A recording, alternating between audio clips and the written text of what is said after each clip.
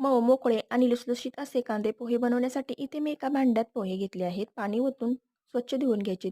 त्यातील पाणी पूर्णपणे काढून टाकायचे आणि 5 मिनिटांसाठी ते भिजत ठेवायचे आहेत. तोपर्यंत पोह्यासाठी लागणाऱ्या सर्व साहित्याची तयारी करून घ्यायची. 5 मिनिटानंतर पोहे चांगले भिजले की ते हाताने अशा प्रकारे व्यवस्थित मोकळे करून घ्यायचे. आता गॅसवर एक कढई ठेवायची. त्यामध्ये 3 चमचे तेल ओतायचे. जिरे, मोहरी, हिंग, कढीपत्ता, हिरव्या मिरचीचे काप आणि थोडेसे कच्चे शेंगदाणे घालून अगोदर व्यवस्थित परतून घ्यायचे. नंतर यामध्ये बारीक चिरलेला कांदा चांगला गुलाबीचा रंग येईपर्यंत परतून घ्यायचा. आवडीनुसार बारीक चिरलेली कोथिंबीर, चवीनुसार मीठ आणि हळद घालून व्यवस्थित परतून घ्यायचे. आता यामध्ये हे भिजवून मोकळे केलेले कांदे पोहे घालायचे आणि व्यवस्थित असे मिक्स करून घ्यायचे आहे. नंतर यामध्ये अगदी चिमूटभर साखर घालायची आणि व्यवस्थित मिक्स करून घ्यायचे. झाकण ठेवून 5 मिनिटे मध्यम आचेवर वाफवून घ्यावे.